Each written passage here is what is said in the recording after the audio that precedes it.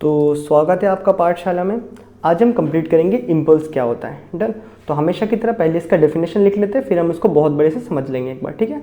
तो इम्पल्स क्या होता है? व्हेन अ फोर्स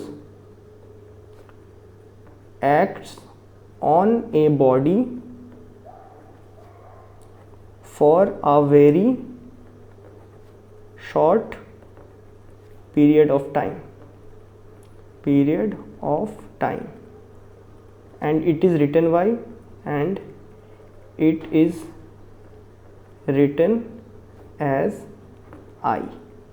ठीक है, इम्पल्स को आई से लिखते हैं। डन। इस चैप्टर में आई से लिखेंगे, आगे जाके मोमेंट ऑफ इनर्शिया को भी आई से लिखेंगे। तो एज ऑफ नाउ इस चैप्टर में हम लोग इम्पल्स को किससे, आई से लिखने वाले हैं। अब ज़रा समझते कि है क्या चीज़। अभी आपको तो इतना पता होगा कि अपने कनपट्टी में थप्पड़ खाना इम्पल्स है। डन। गाड़ी में जर्क इम्पल्स, ये सारी चीज़ें हैं पता है। अब इसको समझो होता क्या है असल में। फोर्स क्या होता है? जो पुश या पुल कर रहे होते हैं वो।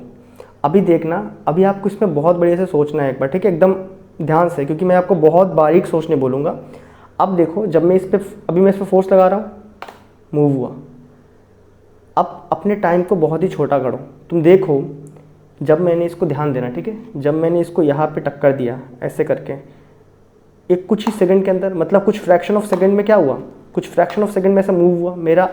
मेरा जो उंगली है और जो एक बॉडी था, कुछ फ्रैक्शन ऑफ सेकंड के लिए कांटेक्ट में था। फ्रैक्शन ऑफ सेकंड मतलब 0.01 सेकंड कह सकते हो ना, बहुत ही कम टाइम के लिए। तो ये जो कम टाइम में था, यहाँ पे फोर्स लगाना, इसी को हम इम्पल्स बोलते हैं। अब और समझो इसको। अब जब मैंने यहाँ पे फोर्स लगाया, तो तुम देखना तेरा दिख रहा है ना ऊपर में, हाँ, जब मैंने इस पर फोर्स लगाया तो कैसा होगा, फर्स्ट मेरा उंगली नीचे गया होगा, फिर ऐसा टक्कर खा के ऐसा ट्रंक से ऐसा ऊपर आया होगा।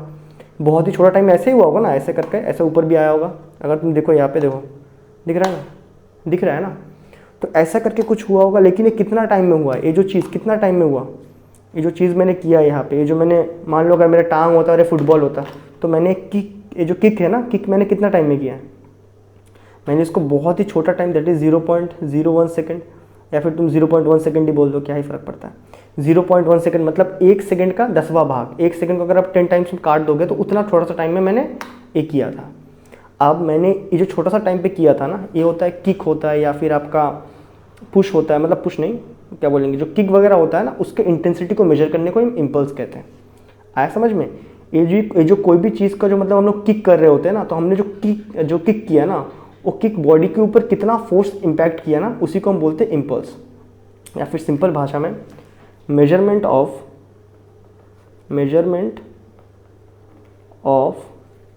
किक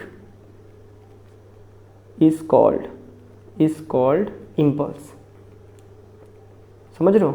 जो इफेक्ट होता है ना इसका, देखो यार, जब तुम ध्यान से सोचो, फिर से वही छोटा सा टाइम में आ जाओ, एकदम माइंड को स्लो कर लो, एकदम इतना स्लो कि सोच सकते हो तुम। यहाँ पे मैंने लगाया, अब धीरे धीरे क्या होगा, देखो बॉडी अभी 0 वेलोसिटी में था, जब मैंने इस तरह किक किया, फ्रैक्शन ऑफ सेकंड में क्या होगा, 0 से एक सर्टेन वेलोसिटी में पहुंच जाएगा और उसी वेलोसिटी के बाद चलेगा। देखो तुम, जैसे मैं इसको लगाया, देखा तुरंत भाग गया ना, एकदम इस तरफ देखा कितना फटाक से भाग गया। तो मतलब उस 0.1 सेकंड में क्या हो गया, ये 0 वेलोसिटी से सम सॉर्ट ऑफ 10 मीटर पर सेकंड का वेलोसिटी को रीच कर लिया। तो यहाँ पे कुछ तो हुआ होगा ना, यहाँ पे जो मैंने लगाया ना, यहाँ पे जो मैंने किक किया है ना, उसका इंटेंसिटी, यहाँ पे मैंने जो किया है ना, जो मैंने मेहनत किया है, उसको ही क्या बोलते हैं हम, इम्पल्स बोलते हैं। अब इसको समझो, अब इसको ज़रा प्रैक्टिकली समझते हैं, या मतलब प्रैक्टिकली तो ये तो आइडिया मिल गया ना, अब इसको ज़रा न्यूमेरिकल समझते हैं, ठीक है। अब देखो, ये मान लो तुम्हारा फोर्स है और ये मान लो टाइम है। तो मैंने 0.1 सेकंड में लगाया था, तो ये अप टू तुम्हारा 0.1 सेकंड। हमेशा 0.1 सेकंड में लगेगा? नहीं लगेगा। मैं इस ग्राफ को बाद में चेंज कर लूँगा, अब इससे समझो ज़रा। अब देखो, मान लो 0.1 सेकंड है, तो यहाँ पे मान लेता हूँ मैं 0.01 सेकंड, ठीक है, यहाँ पे 0.05 सेकंड, ये कंटिन्यूअस है, ठीक है, और यहाँ पे फाइनली 0.1 सेकंड।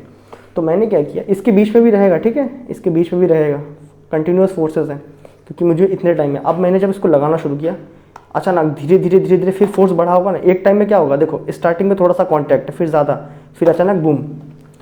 मैंने यहाँ पे क्या देखा कि मैंने जब छोटा स्टार्टिंग टाइम में फोर्स काफ़ी कम लगा रहा था, मेरा उंगली काफ़ी कम फोर्स लगाया, ये छोटा सा टाइम में ही ना पूरा फोर्स लगाया, लेकिन स्टार्टिंग में क्या था, जब 0.01 सेकंड था, उस 0.1 सेकंड का भी 10वां भाग उसमें थोड़ा कम लग रहा था, क्योंकि मेरा उंगली थोड़ा सा कांटेक्ट में था। फिर धीरे धीरे पूरा कांटेक्ट में आया, फोर्स बढ़ गया, और फाइनली क्या हुआ, एक टाइम में ऐसे में चिपक गया, फिर धीरे धीरे फिर से ढीला होकर बाहर आ गया ना।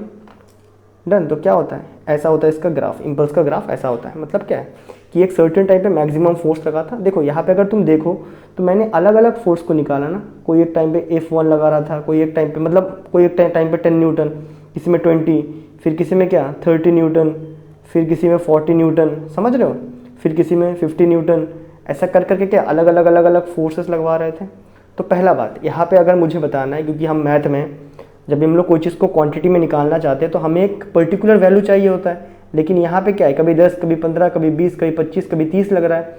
तो यहाँ पे हम इस सबसे एक एवरेज निकाल लेंगे। मतलब क्या होगा, मतलब हम यहाँ पे जो फोर्स का वैल्यू लेंगे कोई एक एवरेज वैल्यू लेंगे जो बीच में ही आएगा। डन, कोई एक एवरेज वैल्यू लेंगे, ठीक है। तो ये एफ एवरेज होगा, एवरेज। डन, तो यहाँ पे हमें कोई एक एफ एवरेज लेना है। अब सुनो, अब अगर मैं बोलूँ मैंने यहाँ पे जो टोटल फोर्स यहाँ पे लगवाया ना इस तरह टुकड़े टुकड़े टुकड़ा टुकड़ा करके, वही क्या होता है तुम्हारा, वही होता है इम्पल्स। वही क्या होता है, इम्पल्स होता है। तो इम्पल्स क्या कहलाएगा, मैंने जो फोर्स लगवाया, मैंने जो यहाँ पे फोर्स लगाया कितने टाइम पे, छोटे छोटे टोटल जो टाइम पे ना, ऐसे छोटे छोटे टाइम पे यहाँ कुछ फोर्स लगाया, यहाँ कुछ फोर्स लगाया, यहाँ कुछ ऐसा कर करके, तो फोर्स इनटू टाइम तुम्हारा क्या होता है, इम्पल्स होता है। तो मैंने जो टोटल फोर्स लगाया एक टाइम ड्यूरेशन में, वही तुम्हारा क्या कहलाता है, impulse. That is force into time is impulse. ये बातें हमें समझ आया। अब इस तरह कंडीशन में कि भाई 0.01 सेकंड में फोर्स लग रहा है, तुम क्या ही कैलकुलेट कर लोगे, कुछ कैलकुलेट कर पाओगे, नहीं कर पाएंगे। तो इसी चीज़ को हमने चेंज किया। तो हमने बोला भाई इतने छोटे टाइम में फोर्स कैसे कैलकुलेट करोगे, हम बोला ठीक है नहीं होगा, तो कुछ और करते हैं। तो हमने लिखा impulse is equal to, force हमें पता था वो क्या होता है, चेंज ऑफ मोमेंटम होता है, that is your dp, change in momentum upon change in time. Done. अगर हम देखें, अगर हम समझें इनिशियली यहाँ से लेके यहाँ तक, तो इनिशियली जब यहाँ पे धक्का लगा होगा उसको, तो some sort of velocity already gain कर लिया होगा, ठीक है, मान लो 10 मीटर। उसके बाद जब फाइनली यहाँ पे छूट गया होगा तब उस पर बहुत वेलोसिटी आ चुका होगा। आया बात समझ में, तब उस पर बहुत वेलोसिटी आ गया होगा। तो यहाँ पे मान लेते कुछ v1 वेलोसिटी जब उंगली टच हुआ होगा, और जब फाइनली जब मेरा उंगली पूरा टच होकर एकदम बाहर आ रहा होगा एकदम कोने से, तब वो कुछ और v2 अमाउंट ऑफ वेलोसिटी आ चुका है। तो अगर मैं चेंज इन मोमेंटम निकालना चाहूँ तो इनिशियल मोमेंटम कितना था, यहाँ पे इनिशियल मोमेंटम कितना था स्टार्टिंग में, दैट इज इस डब्बे का मास इंटू इसका वेलोसिटी। फाइनली कितना होगी मोमेंटम, इस डब्बे का मास इंटू वेलोसिटी। तो मोमेंटम पे चेंज कितना हुआ, चेंज इन मोमेंटम dp। अभी कितना है, फाइनली जब मूव कर रहा था तभी कितना था, दैट इज m2v2 था। इनिशियली कितना था, mv1 था। तो डेल पी निकालेंगे यहाँ से कितना आएगा, mv2 माइनस v1। यहाँ तक तो हमने डेल पी निकाल दिया। अभी टाइम में कितना चेंज हुआ निकालते हैं, dt या फिर आपका डेल टी, टाइम में कितना चेंज हुआ पता करते हैं। टाइम में कितना चेंज हुआ, जब ये शुरू हुआ था तब टाइम कुछ नहीं था, जब खत्म हुआ 0.1 सेकंड था। दैट इज जब शुरू हुआ तब कुछ नहीं था, जब खत्म हुआ 0.1 सेकंड था। अब हमेशा 0.1 सेकंड होगा ज़रूरी थोड़ी ना है, कोई भी एक छोटा टाइम t हो सकता है, कोई भी एक छोटा टाइम t हो सकता है। ये जो t लिखा था ना मैंने यहाँ पे 0.1 सेकंड तक जो था, यहाँ पे क्या है t है, कोई भी एक t 0.1 हो सकता है, 0.2 हो सकता है, उस t को लिखा। तो यहाँ पे चेंज इन टाइम क्या होगा, 0 से t तक होगा। आया समझ में, 0 से t, तो ये लिख देते हैं t। तो फाइनली जब मैं यहाँ से इम्पल्स निकालूंगा तो इम्पल्स मेरे पे कितना आ जाएगा, dp बाई dt। dp कितना आया मेरे पे, m v2 minus v1 into ऊपर का t, नीचे ये कितना आया t।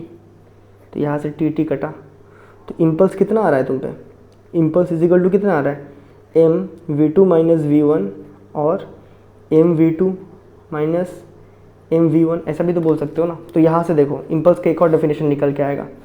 फोर्स का डेफिनेशन क्या पढ़ा था, सुनना, फोर्स का definition rate of change of momentum, impulse का डेफिनेशन चेंज ऑफ मोमेंटम। ठीक है, इम्पल्स क्या होता है, it is change of momentum, change of momentum. आया समझ में। और चेंज ऑफ मोमेंटम क्या होता है, बॉडी का प्रॉपर्टी होता है। तो बताया था मैंने ना, इसीलिए मैंने बोला था इम्पल्स क्या, बॉडी कितना उस किक को फील करता है वो होता है तुम्हारा इम्पल्स है। बॉडी कितना इस किक को फील कर रहा है ना, वो होता है इम्पल्स, डन है। तो it is a change of momentum. मैंने मोमेंटम का तो बढ़िया डेफिनेशन दिया था लास्ट वीडियो में। सो इम्पल्स का बात है क्लियर है, it is the change of momentum. और फोर्स का क्या था, it is rate of change of momentum. यहाँ तक बात समझ आया, मेजर डिफरेंस, फोर्स होता है rate of change of momentum, impulse क्या होता है, ओनली चेंज ऑफ मोमेंटम, वक्त के साथ नहीं, क्योंकि वक्त इतना छोटा है क्या ही उसमें बदल जाएगा। आया समझ में। अब चलो अब देखते हैं इसको। तो यहाँ पे इसके बाद इसमें और थोड़ा हेर फेर किया गया है, वो ज़रा देखो इसमें। तो इम्पल्स का हमने स्टार्टिंग में फॉर्मूला क्या लिखा था, F इंटू टी, और यहाँ पे फोर्स क्या था, एवरेज फोर्स था। तो F एवरेज, मैंने ये देखो इम्पल्स के starting formula F average into T लिखा था ना, फिर यहाँ पे छेड़खानी किया। अभी देखो ये जो वैल्यू है ना, इसको मैं यहाँ पुटअप करने वाला हूँ, ठीक है। बच्चे इसमें कंफ्यूज होते हैं कि आता कहाँ से। तो ये जो इम्पल्स का जो स्टार्टिंग डेफिनेशन हमने लिखा था F एवरेज इंटू टी, देखो इम्पल्स तो यही होता है। अब हम निकालना चाहते हैं कि एवरेज फोर्स कितना लग रहा है।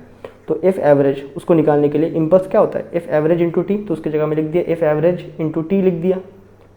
इम्पल्स ही है ना, ये भी क्या है, इम्पल्स के बराबर ही होता है। F average into T is equal to क्या आ रहा है, change in momentum, that is mv2 minus mv1। आया बात समझ में। तो अगर मैं यहाँ से F एवरेज निकालना चाहूँ तो क्या मैं निकाल सकता हूँ, mv2 minus mv1 upon T. तो यहाँ से एक चीज़ याद रखियो, जितना ज़्यादा तुम्हारा इम्पल्स होगा उतना ज़्यादा फोर्स लगने वाला है। अब समझो, एक सीधा भाई एक एग्जांपल ले लेते हैं, न्यूमेरिकल वैल्यू करेंगे, ठीक है। तो मैं क्वेश्चन तो नहीं लिखने वाला हूँ, बट समझा दूंगा कि क्वेश्चन क्या है। अब क्वेश्चन कुछ इस प्रकार है कि क्या ले लें, मान लेते हैं कि यहाँ पे एक बंदा है जो डाइव करने वाला है पानी के अंदर, ठीक है। देखो एक बंदा है यहाँ पे डाइव करने वाला है, यहाँ पे भी वही सेम बंदा है, लेकिन इस बार एक कुएं के अंदर डाइव करने वाला है, जो सर्कस में होता है ना वो वाला। तो यहाँ पे एक पर्सन है हमारा, ये डाइव करने वाला है कुएं के अंदर। देखो ये पहले क्या है, सॉलिड है।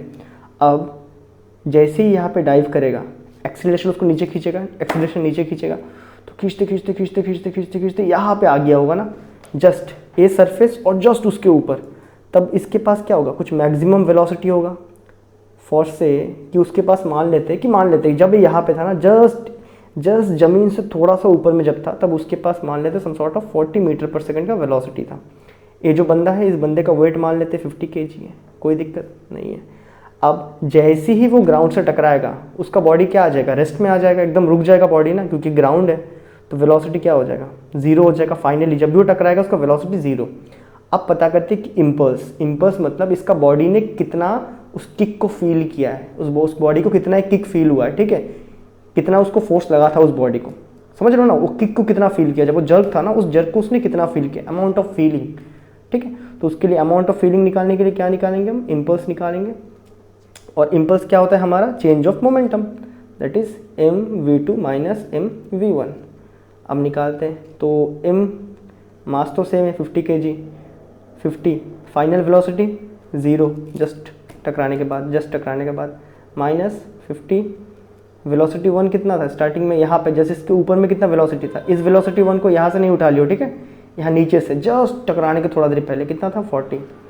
तो कितना आ जाएगा 4 5 जा 2000 न्यूटन सेकंड। आया समझ में, यहाँ से न्यूटन सेकंड। अब अच्छा एक और चीज़ मैं बोलना भूल गया था, ये जो इम्पल्स होता है वो वेक्टर क्वांटिटी होता है। क्या होता है, वेक्टर क्वांटिटी, मतलब इसका डायरेक्शन क्या होता है, फोर्स का डायरेक्शन होता है, ठीक है, फोर्स का ही डायरेक्शन होता है। इसका डायरेक्शन किसका डायरेक्शन होता है, फोर्स का डायरेक्शन होता है। इम्पल्स की यूनिट क्या होगा, इम्पल्स की यूनिट आ जाएगा impulse is equal to force into time, that is newton into second, ये उसका यूनिट रहेगा। तो अभी देखो इम्पल्स कितना है 2000 न्यूटन पर सेकंड। माइनस को इग्नोर करो, माइनस क्या बता रहा है कि फोर्स का डायरेक्शन कहाँ लगने वाला है, ऑपोजिट में, मतलब जब वो टकराएगा फोर्स का ऑपोजिट में लगने वाला है। ये बातें क्लियर है। तो उसको ऐसा फील होगा कि भाई उसको ऊपर फेंक दिया, किसने फेंक दिया उसको ऊपर, इतने फोर्स से, धरती उसको उतना फोर्स से ऊपर फेंक दिया, उसको ऐसा फीलिंग लगेगा। अब अगर हम निकालना चाहें कि एवरेज फोर्स कितना होगा, डन, तो एफ एवरेज निकालना चाहते हैं, इसको निकालने के लिए हम क्या कर लेंगे, हम यहाँ इम्पल्स के फॉर्मूले में क्या लिख देंगे, क्या होता है, एफ एवरेज इंटू टाइम होता है, इजिकल टू किसके बराबर होता है, इस वैल्यू के बराबर, देखा था ना, एम चेंज इन मोमेंटम के बराबर ही होगा ना, that is mv2 minus mv1 के बराबर होता है। अब अगर हम देखें तो एफ एवरेज इंटू, ये देखो जस्ट ऊपर तुरंत जगह टकराया, कितना सेकंड में, अगर मैं मेरा कैलकुलेशन आसान करने के लिए बोलूँ तो मैं 0.5 सेकंड लेने वाला हूँ, लेकिन ये उससे भी कम होता है, आपको पता है ना, मैं मेरा कैलकुलेशन ईजी करने के लिए 0.5 ले रहा हूँ, ठीक है, और कुछ नहीं। अब देखो टाइम मान लेते 0.5 सेकंड में टकराया वो, इजिकल टू, अगर आपको करना ही है तो 0.1 लेके करके देखना, मज़ा आएगा, ठीक है भाई, 0.1 सेकंड लेते, चल कर लेते हैं आज। 0.1 सेकंड में वो नीचे के स्ट्राइक कर गया, ठीक है, जस्ट ऊपर में था, 0.1 सेकंड में टकरा गया आके, इजिकल टू कितना आया था यहाँ पे 2000 न्यूटन सेकंड आया था। तो एवरेज फोर्स के लिए हमें क्या करना है, ये डाल दिया हमने 2000 डिवाइडेड बाई 0.1 किया। अब यहाँ पे 0.1 है, दैट इसको तो ईजिली हम लोग लिख लेंगे 2000 डिवाइडेड बाई 1/10, फिर 10 जाके इसके साथ मल्टीप्लाई, तो उसको ऑन एवरेज में कितना फोर्स एहसास हुआ होगा देखो, दैट इज़ 20,000 न्यूटन। कितना 20,000 न्यूटन का फीलिंग आया। आप समझ सकते हो ना 20,000 फोर्स कितना ज़्यादा है, बॉडी कहाँ पे उतना फोर्स झेल पाएगा, इसलिए बंदा वहाँ पे मर गया होगा। आया समझ में। अब दूसरा केस देखो, फिर से वही बंदा, ठीक है, गेम चल रहा है, ये तो मर गया होगा इस बार, फिर भी गेम चल रहा है, मान लेते फिर से वही बंदा है या फिर उसका प्रोटोटाइप है। डन, इसका भी वेट 50 kg, उसने यहाँ से कूदा, कूदने के बाद अभी देखो पानी है, अभी इस बार यहाँ पे फ्लोर नहीं है, पानी रखा है, तो इस पॉइंट में जब वो जस्ट पानी को टच कर रहा होगा तब उसका वेलोसिटी कितना है, 40 मीटर पर सेकेंड है। उसके बाद जब वो पानी को टच करेगा तो क्या कर, पानी के अंदर घुसते जाएगा घुसते जाएगा घुसते जाएगा घुसते जाएगा, फिर थोड़ा देर बाद क्या होगा जाके उसका वेलोसिटी 0 होगा, मतलब फाइनली 0 तो होना ही है, लेकिन इसमें थोड़ा टाइम लगेगा। मान लेते कि ये चीज़ में उसको कम से कम 5 सेकेंड ऑफ टाइम लगा, कितना 5 सेकेंड टाइम लगा। तो अगर मुझे यहाँ पे इम्पल्स निकालना है तो इम्पल्स कितना निकलेगा, अगेन कितना निकल के आएगा, -2000 ही निकल के आएगा, क्योंकि यहाँ पे भी वही क्या करेंगे, m/v2 that is 50 into velocity 2 कितना 0 ही होना है ना, ठीक है, -mv1 दैट इज m कितना है 50 और v1 40, उतना ही आएगा। तो फाइनली कैलकुलेट करेंगे कितना आएगा, इतना आएगा, इतना न्यूटन सेकंड का इम्पल्स आएगा।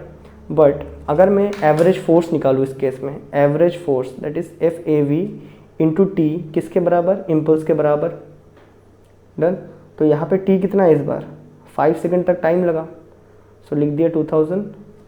तो FAV is equal to 2000 divided by 5, तो इसको काट लेंगे तो कितना आएगा 400 न्यूटन ही आएगा। आया समझ में। तो FAB is equal to 400 newton. यार ये बहुत ही कम होता है, ठीक है। अगर तुम देखो कोई भी चीज़ को अगर तुमको देखना है कि कितना मास फेंकने पे तुमको उतना फोर्स होगा, तो पीछे का हमेशा एक को काट देना। यहाँ पे जैसे 0 को काट दूंगा तो 40 kg के मास अगर मैं तुम्हारे ऊपर फेंकूँ तो जो तुम्हें फोर्स लगेगा ना, ये वैसा ही फोर्स है। हाँ, इतने फोर्स को तो हम झेल सकते हैं, मतलब ज़्यादा किस्मत खराब हो तो 1-2 हड्डी टूटेगा, उससे ज़्यादा कुछ नहीं होगा। आया आइडिया। तो हाँ, इतने फोर्स को झेल सकता है और इस केस में वो बच जाएगा ये पानी में जब कूदेगा। तो आई होप आपको इम्पल्स समझ में आया होगा। इसका देखो इसका एक फील होता है, ठीक है। तो इम्पल्स क्या होता है, इम्पल्स होता है कि अमाउंट ऑफ जर्क, वो जो फील होता है ना, बॉडी को कितना फोर्स का फील आता है कि मेरे को इतना जर्क मिला है, वो जो फील होता है उसी फील को हम क्या बोलते हैं, इम्पल्स बोलते हैं। अब इम्पल्स क्या होता है, बहुत ही छोटे टाइम के लिए लगते हैं, और उस छोटा टाइम को अगर हम जूम इन करके देखें तो हमें कैसा दिखेगा, थोड़ा फिर ज़्यादा, फिर ना के बराबर। देखो ऐसा थोड़ा फोर्स लग रहा होगा, फिर कोई एक टाइम में ज़्यादा लग रहा होगा। तो इसी को निकालने के लिए हमने इम्पल्स को क्या बोला कि एवरेज फोर्स लगेगा, कोई एक पर्टिकुलर फोर्स लग रहा होगा इनटू टाइम, बराबर ना। क्योंकि हमें देखो यार, ये तो एक ऐसा कर्व बनाया ना, इसको देखो यार होता क्या है ना, एक ऐसा कर्व बनाया ना, अगर हम लोग इसके अंदर जो एरिया होगा ना, यही सेम एरिया का हम क्या कर सकते हैं, एक रेक्टेंगल भी बना सकते हैं इसी टाइम गैप में एक रेक्टेंगल बना सकते हैं। तो बेसिक मैथमेटिक्स आप सबको आता होगा ना। तो ये जो बनाएंगे ना, इसका जो एरिया आएगा, मान लो 10 मीटर स्क्वायर आया, यही सेम यहाँ पे टाइम को मैं 0.1 रख के इस हाइट को एडजस्ट करके एक रेक्टेंगल बना सकता हूँ, हाँ या ना। तब जो यहाँ पे फोर्स का जो वैल्यू आएगा ना, इसको हम क्या बोलेंगे, एवरेज फोर्स बोलेंगे। डन। तो ऐसा करके यहाँ पे एफ एवरेज लिखते हैं, क्योंकि ये तो एक अनइवन फिगर है, हम यहाँ पे रेक्टेंगल बना लेंगे उसको, ठीक है। वो बेसिक मैथमेटिक्स है। तो हमने लिखा इम्पल्स फोर्स इंटू टाइम होता है। फिर हमने इम्पल्स का फॉर्मूला के लिए हमने देखा इतना छोटा फोर्स का एवरेज फोर्स निकालना नेक्स्ट टू इम्पॉसिबल। देखो हम ये तो कर सकते हैं, ग्राफ बना सकते हैं, ठीक है, लेकिन इस ग्राफ को कौन बनाएगा भाई, 0.1 सेकंड का ग्राफ कौन बनाएगा, it is next to impossible, उतने प्रिसाइज हम नहीं है। डन। तो उसके लिए हमने यूज़ किया यहाँ पे सिंपल फार्मूला यूज़ किया, तो हमने इम्पल्स निकाला और हमने एक मेजर डेफिनेशन देखा। इम्पल्स क्या होता है, चेंज इन मोमेंटम होता है, और फोर्स क्या होता है, वो होता है तुम्हारा जाके rate of change of momentum. और हमने पढ़ा था कल लास्ट वीडियो में पढ़ा था, मोमेंटम क्या होता है, ये बताता है एक बॉडी का मोशन का कैरेक्टरिस्टिक्स। देख लो लास्ट वीडियो, न्यूटन का सेकंड लॉ में था वो। फिर हमने यहाँ पे देखा इम्पल्स एक वेक्टर क्वांटिटी होता है, उसका डायरेक्शन भी होता है, फोर्स का डायरेक्शन उसका डायरेक्शन होता है, यूनिट मैंने न्यूटन सेकंड देखा था। फिर हमने यहाँ पे 2 एग्जाम्पल देखा, एक बार एक 50 kg बंदे को हमने फ्लोर के ऊपर डायरेक्टली गिरा दिया, इम्पल्स कितना था, इम्पल्स तो उतना ही था, लेकिन वो बेचारा को फोर्स कितना महसूस हुआ था, 20,000 का फोर्स महसूस हुआ था। फिर से वही बंदे को हमने पानी में गिराया, तब भी इम्पल्स कितना था, 2000 न्यूटन सेकंड का इम्पल्स था, लेकिन वो क्या हुआ, उसका वेलोसिटी 0 होने में उसको टाइम लगा, कितना टाइम लगा था, 5 सेकंड। उसकी वजह से उसको फोर्स कितना महसूस हुआ था, ओनली 400 न्यूटन का।